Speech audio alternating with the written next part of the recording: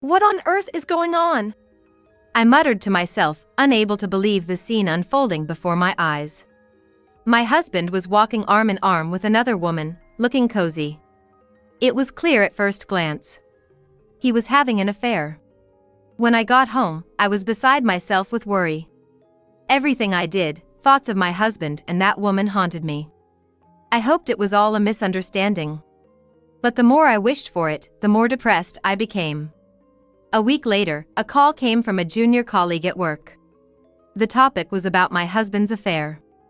Although feeling guilty, my colleague had investigated my husband's infidelity and handed me several pieces of evidence. Just as I thought. That day, I couldn't bring myself to cook dinner, let alone do the laundry or clean as usual. Completely listless, I just sat on the living room sofa, waiting for my husband to return. 5 hours later. As the surroundings darkened, my husband came home in high spirits. "Honey, I'm home." "What's up?" he asked, seeing me sitting silently in the dark room. "What's this?" I confronted him, showing the evidence photos I had received earlier that day. I was hoping he would admit to the affair and say he would leave her. "I'm sorry. I was just tempted. But, I care about both you and the woman in those photos." "What? That's your excuse? You're kidding me." I could maybe forgive him for admitting the affair. But to say he cares about both his wife and his mistress was just insane to me. I confronted him, and in response, he said, "I seek comfort from you and excitement from her. Both are important to me. I can't imagine letting go of either of you." Then, blatantly unapologetic, he headed to the bathroom. Both of us important. What kind of nonsense is that?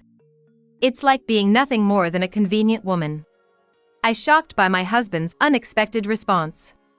I realized I couldn't live with this man any longer.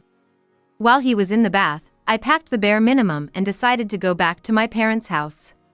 My parents' house is an hour's drive from the house where I live with my husband. "Huh? What's up, sis?" My sister greeted me as I arrived. I learned from her that our parents were away in Alaska attending a relative's wedding. "Actually, my husband's been cheating on me, look," I said, showing her the photos of my husband's infidelity. "What? He really cheated?"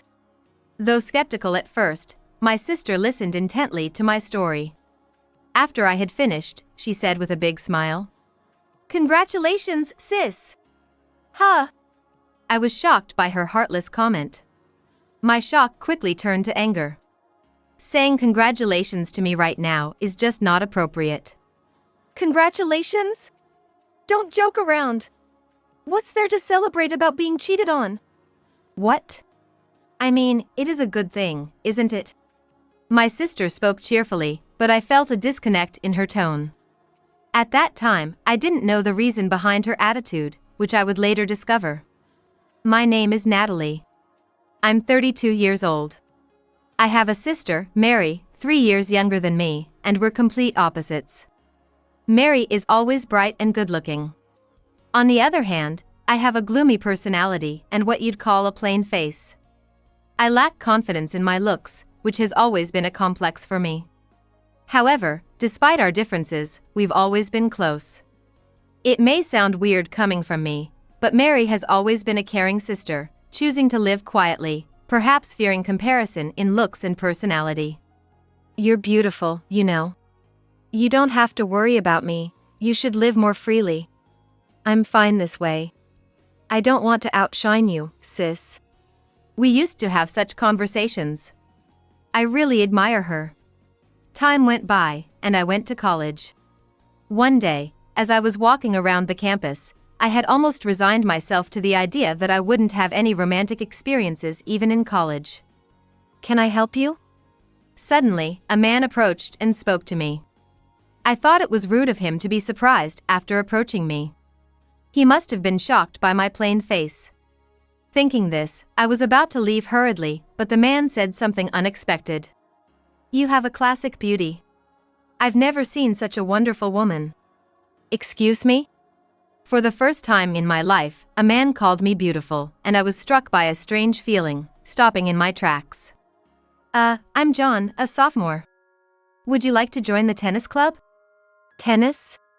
Yeah. I really want to do club activities with someone like you. I'm flattered, but I've never played tennis. No worries. There are many beginners. I'm experienced, so I can teach you. Please? Feeling good about being complimented on my looks, I couldn't turn down John's invitation and ended up joining the tennis club. Well, this kindness is probably just temporary, I thought, still lacking confidence in myself. But John was different. He always called me a classic beauty, and we had great conversations about our hobbies. John loves movies and Italian food, which I also enjoy.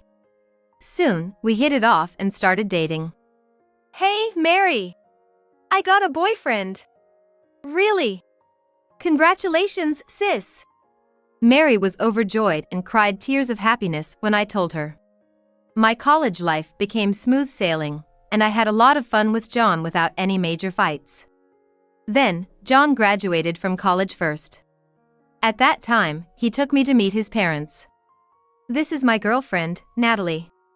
Please, be nice to her. Nice to meet you. Why so nervous? We're not here for a marriage proposal yet. Just relax. John is good at making conversations and jokes. Everyone naturally smiled listening to him. John's parents divorced when he was 3, due to his father's infidelity. Since then, he hasn't seen his dad and now lives with his grandmother, mother, and sister. Seeing John happily chatting with his family, I felt he was deeply loved. A year later, it was my turn to graduate from college. I've always been shy and preferred staying at home doing things like knitting and cooking. Wanting to turn my passion for cooking into a career, I decided to work in the food service industry. The job was pretty tough, but I was thrilled and motivated when assigned to a department developing new products, seeing my recipes turn into actual items. You've been doing great lately. Keep it up.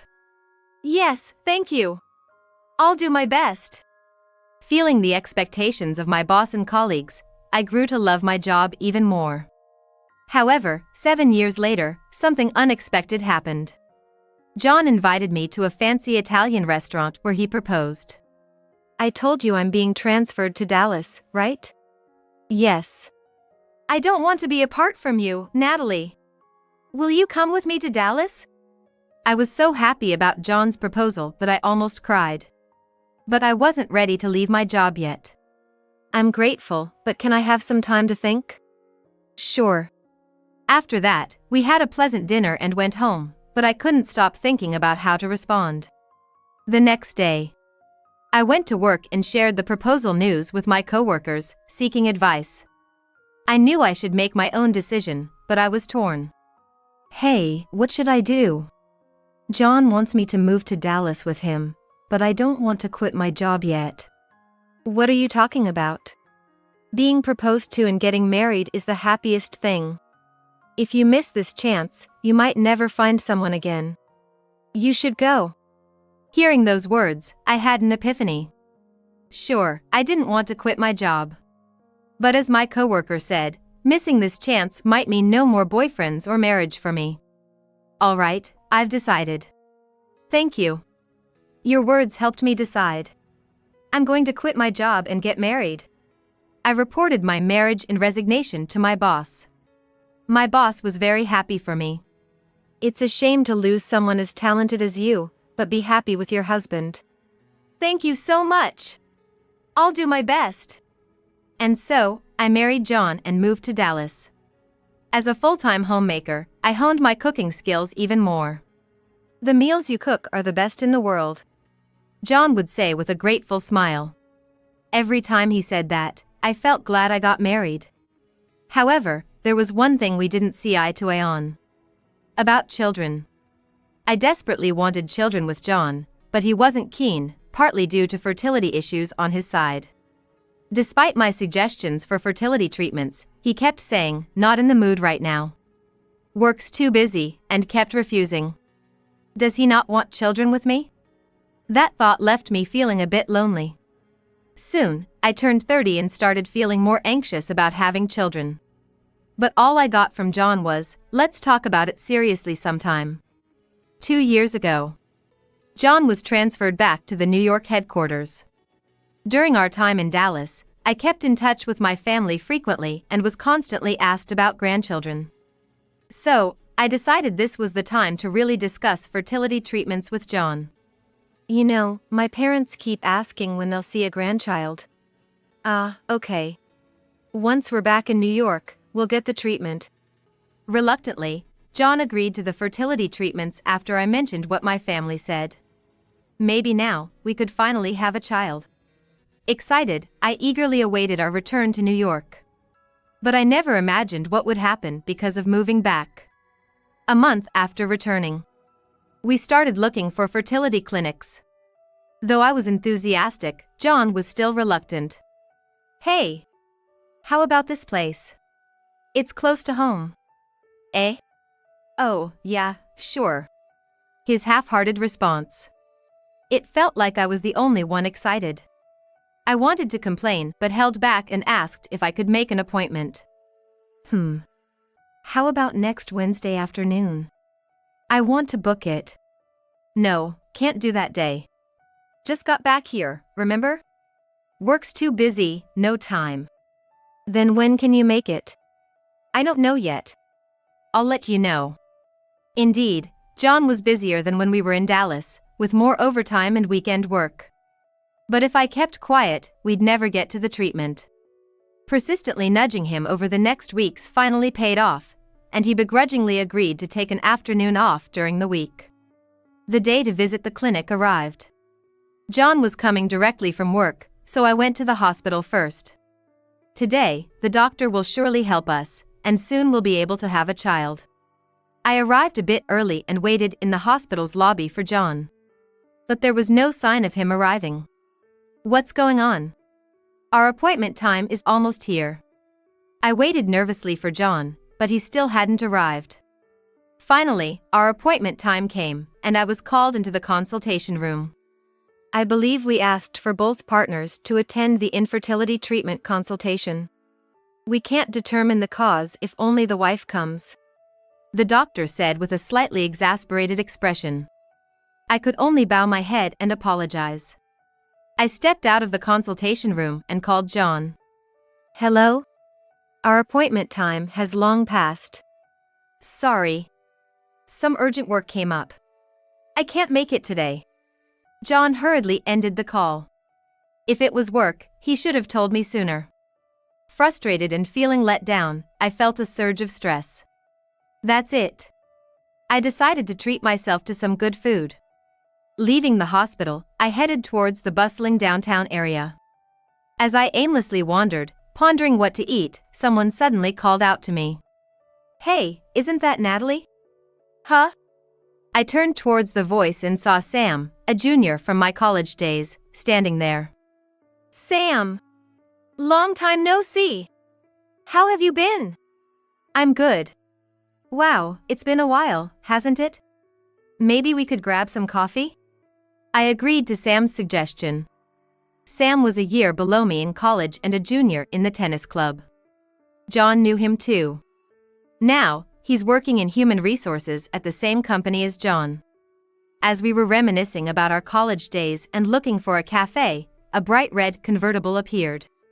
And it stopped about 10 meters ahead of us.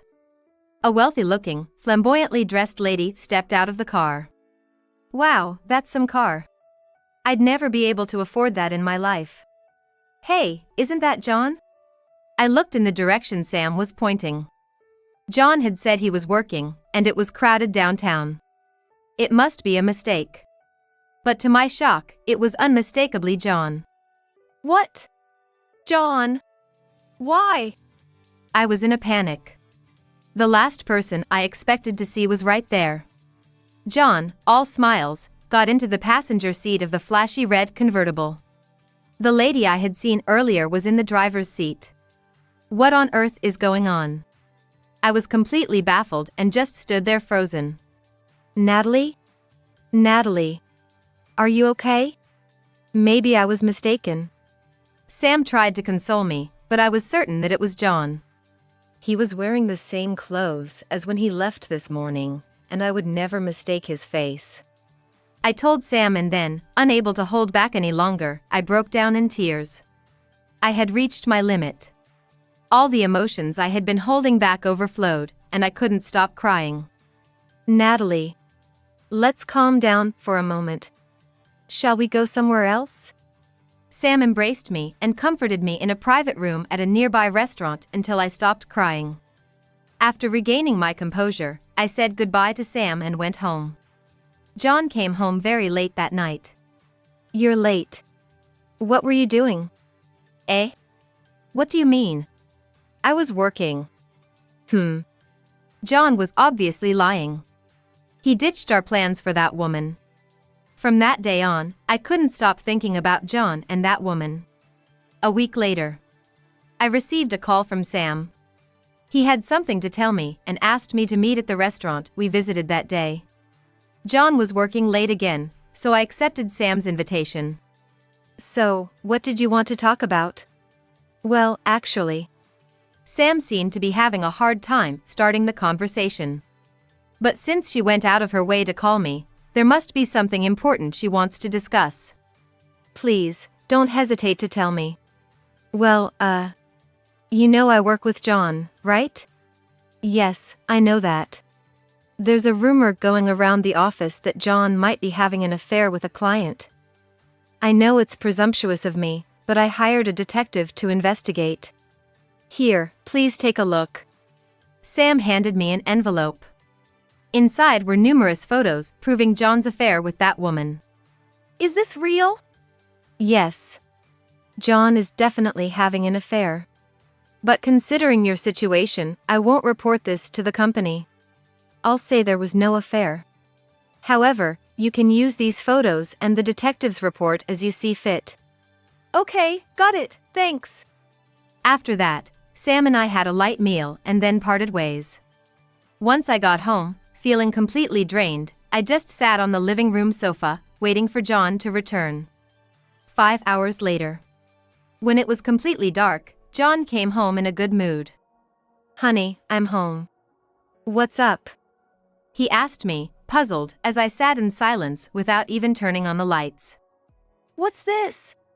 I confronted him, showing the evidence photos that Sam had given me. I was hoping that he would admit to the affair and say he would leave her. I was furious about the affair, but I still loved John and wanted children with him. I was ready to forgive him if he just admitted it and promised to leave her. Please say you'll leave her. But John's response was nothing like I expected. I'm sorry. I got carried away. But I care about both you and the woman in these photos. What? That's your excuse? Are you kidding me? I could maybe forgive him for admitting the affair. But to say he cares about both his wife and his mistress was just insane to me. I confronted him, and in response, he said, I seek comfort from you and excitement from her. Both are important to me. I can't imagine letting go of either of you. Then, blatantly unapologetic, he headed to the bathroom. Both of us important. What kind of nonsense is that? It's like being nothing more than a convenient woman. I shocked by John's unexpected response. I can't live with this man any longer. While he was in the bath, I packed the bare minimum and decided to go back to my parents' house. My parents' house is an hour's drive from the house where I live with my husband. On the way to my parents' house, I couldn't hold back my emotions and cried in the car. Huh? What's up, sis? My sister greeted me as I arrived at the house with swollen eyes from crying. I learned from her that our parents were away in Alaska attending a relative's wedding. Actually, my husband's been cheating on me, look. I said, showing her the photos of my husband's infidelity. What? He really cheated? My sister was skeptical at first, but listened seriously to my story. After I had finished, she said with a big smile. Congratulations, sis! Huh? I was shocked by her heartless comment.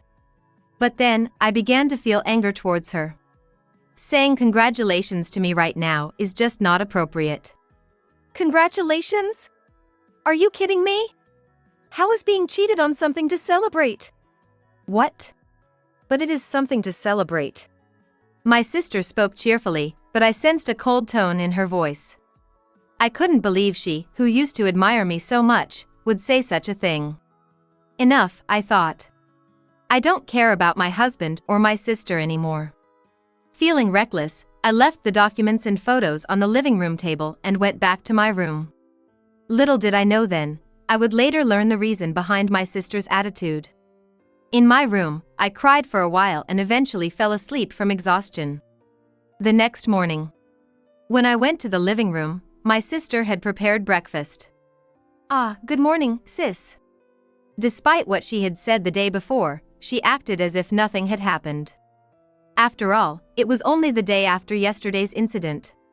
Naturally, I was still angry with her. Nevertheless, it was a breakfast she had taken the trouble to prepare. Feeling it would be rude to leave it uneaten, I sat down and began to eat the breakfast. Sally Newfield, 42 years old. Her husband is a doctor, and they have a son in high school. She met John, a salesman, during a home renovation consultation and started an affair with him soon after. What? What are you trying to say?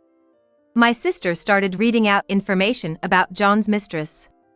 I couldn't believe she was trying to hurt me even more.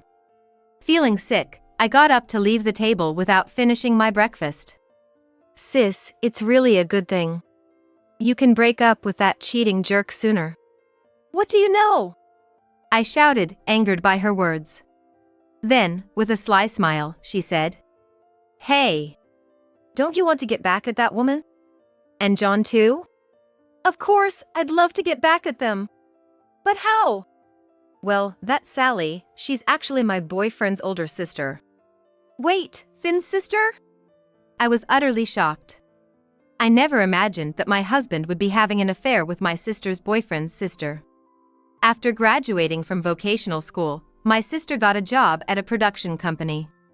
She was working as a stylist, and she met Finn, a TV director, there, and they were in a serious relationship, considering marriage. But Finn's sister, Sally, John's mistress, strongly opposed their marriage, saying, "Don't marry someone who can only earn money through physical labor."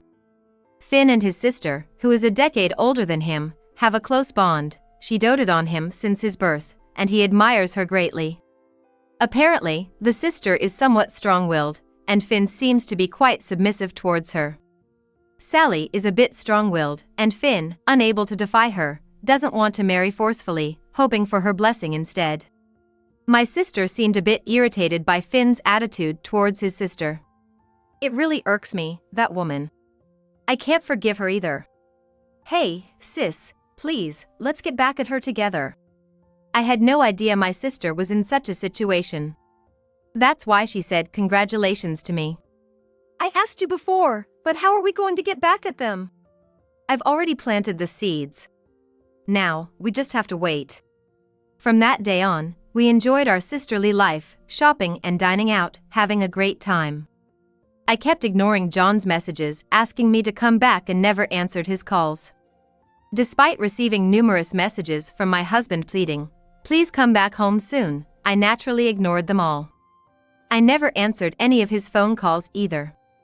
2 weeks later, just as I was beginning to forget about John, I was relaxing at home watching TV. Then the doorbell rang unexpectedly. Who could it be? I thought it must be a delivery since my sister usually just comes in. I went to the door and opened it. "Please! I beg you, forgive me. Let's start over." It was John, crying and kneeling, pleading with me. I was startled by his sudden visit but quickly said to him, "There's no way we can start over. It's impossible. Go home. Please, I really regret what I did." No matter how much I told him to leave, he wouldn't budge. Just then, my sister, who had been out, came back. "What? The jerk is here? What's he doing?" John, seemingly thinking my sister didn't know about his affair, mumbled something incoherently. Seeing this, my sister, unable to stand it anymore, said to John, You seek healing from my sister and excitement from your mistress, right? That's laughable. Do you really think such a stupid reason will make everything okay? Just so you know, your mistress, the one you cheated with, is crying her eyes out because her husband is divorcing her. And she's making excuses, saying she couldn't refuse you because you forced her into the relationship. How do you know that? Finn. Ring a bell? No. I don't know. That's my boyfriend's name. His sister, Sally, is your mistress. John was stunned by the revelation from my sister. He never thought his affair would leak through his sister-in-law's boyfriend. So, that's what it is. I couldn't believe it when I heard it. But it's true. So, what do you want coming here? I have no business with you, so I'd like you to leave quickly. Well, you see, Sally's husband called the office saying, your employee is having an affair with my wife. Depending on how things go, I might sue. It was immediately discovered that I was the one having an affair. Now, I'm on house arrest, not knowing what to do. How foolish can one be? Such a childish and irresponsible reason to try and reconcile with me. It doesn't seem like John is genuinely remorseful. He's just cornered and looking for someone to lean on. I went inside, got a piece of paper, and handed it to John. Can you sign this? It was a divorce paper. This is a joke, right? I'm not signing. What are you saying now? If you won't sign, then leave. I won't move from here until I can go back with Natalie. John stubbornly refused to sign the divorce papers and stayed put. Frustrated and at a loss, when I threatened to call the police, he finally left for the day. Since then, John came to my parents' house every day, begging for forgiveness. Initially, he was apologetic, but gradually his tone changed to, "Are you really okay with divorcing me, and don't you want kids? It'll be tough at 32 to start over." Trying everything to win me back. Eventually, I was mentally exhausted. Finally, with the help of a lawyer and my parents, I managed to get him to sign the divorce papers. Now, our marital relationship was officially over. Do you understand why I said congratulations? Yes. I finally understand. Thanks to his insane affair, I saw John's true colors. Thank you. It was entirely John's own doing. I'm glad I realized it soon. He can rot in hell with his mistress for all I care. I thought this, laughing about it with my sister in the living room. A month later, John's alimony of $40,000 was deposited into my account. I also received this message from him. That's the end of the alimony. I really regret what I did to Natalie. Now, I'm being sued for alimony by the mistress's husband. It's pretty tough. I asked my family for help, but no one will talk to me. Well, it's what I deserve. I've been demoted at work, doing physical labor at a subsidiary company, and I've broken down. Spending my days alone in the hospital. Take care, and be well. It's such a fall from grace to be shunned by his own family and not even have visitors while in the hospital, considering how close they used to be. Well, it's a natural consequence. As for John's mistress, according to what my sister heard from her boyfriend, she was kicked out of her house. She tried to return to her parents, but they too turned her away. She even attempted to move into Finn's apartment, but he refused her, so now she's working in a low-end bar and living in a cheap apartment. Both of them are thoroughly walking down a path of downfall, which brings me some closure. A year later, I remarried Sam, who had informed me about John's affair. He had been concerned about me ever since and kept in touch frequently. Who would have thought I'd end up marrying Ms. Natalie? Honestly, I've always been interested in her, and I was shocked when I found out she married John, haha. Life is so unpredictable. Sam still calls me a Miss Natalie, even now. I find that trait of his, still addressing me with Miss, quite charming and endearing. There's now a new life growing inside me. We're looking forward to building a happy family together, just the three of us.